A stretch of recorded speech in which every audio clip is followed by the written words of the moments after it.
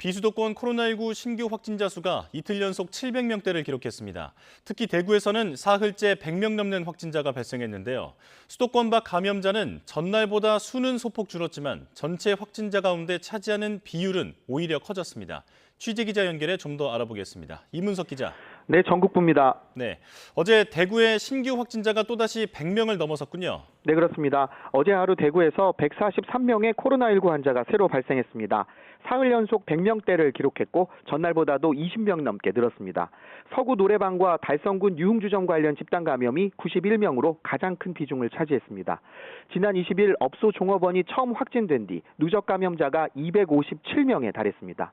추석 연휴 기간 외국인들끼리 접촉하면서 감염이 확산한 까닭에 대구시는 이번 집단 감염 이름을 외국인 지인 모임으로 변경했습니다. 서구에 있는 사우나 두 곳과 관련해서도 7명이 추가돼 누적 확진자가 48명으로 확대됐습니다.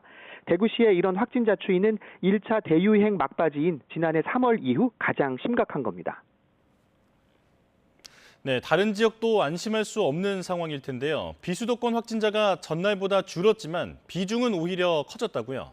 네, 그렇습니다. 어제 기준 비수도권 신규 확진자는 721명으로 전날보다 12명 줄었습니다. 하지만 수도권 대비 감소폭이 작아서 전체 신규 확진자 가운데 비수도권이 차지하는 비율은 22.6%에서 26.4%로 오히려 4%포인트가량 높아졌습니다.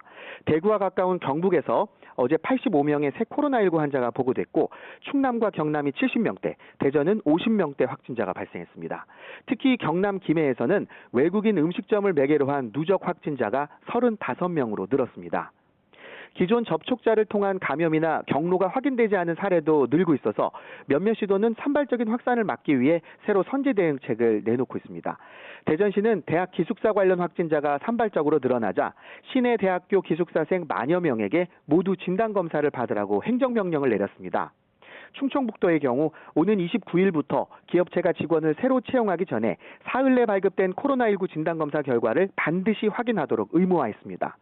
농업과 축산업, 건설업종도 해당하는데 직업 속에서 역시 사흘 내 진단검사 음성 결과 확인서를 갖춘 사람에게만 직업을 알선할 수 있습니다.